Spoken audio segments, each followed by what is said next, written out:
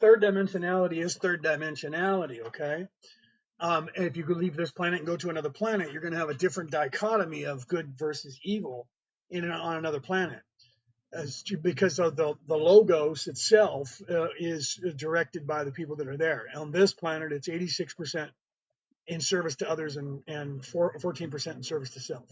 So you could be connected to them because in a past life you could have been one. You have to realize there's people of those races that I told you about that exist here on and in this world.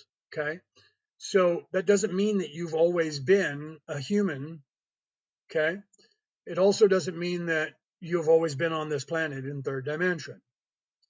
Okay. There's a very large portion of the population are not from this earth.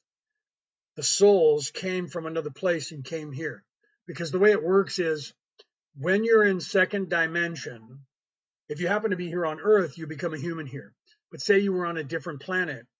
If you were on a different planet and that planet doesn't sustain third dimensional life forms, when you become self-aware, you will be transported to the next nearest planet that does.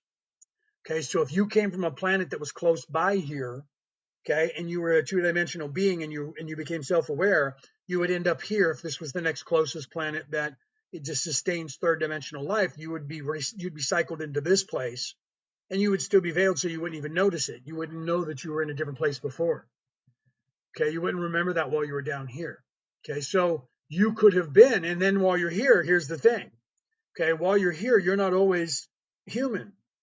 You could come back as a gray or a mantis or a hybrid or a Nordic because they're here. So they want you to think that because you're human, you're never anything but human. That's the caste system. They want you to believe that that other races are other races and we can't be in those bodies. That's just not true.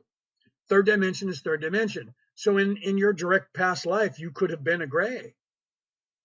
Right? You could have been a mantis. You could have been one of those aliens that has spaceships that's flying around. You could have been a draconian.